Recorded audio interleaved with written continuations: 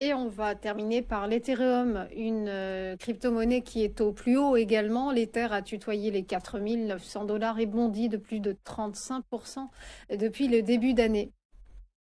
Exactement, et là, on avait dû en parler, ce printemps ou début de l'été, et je vous indiquais qu'au-delà des 2 800, il y avait une forte possibilité d'accélération en direction des 4 000. Bon, c'est exactement ce qui s'est produit. Alors, c'était relativement simple.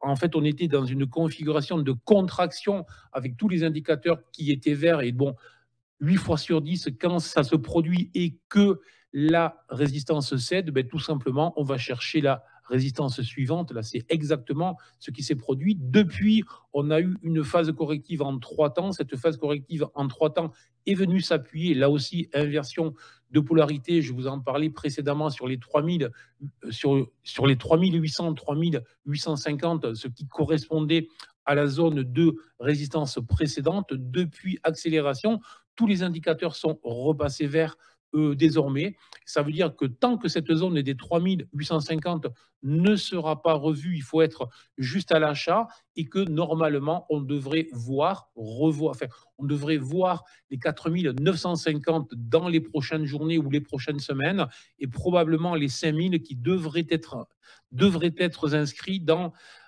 les prochaines semaines, là aussi, invalidation, je dis bien, sous la zone des 3800, 3850, donc haussier, tant que les 3850 ne sont pas revus tout simplement.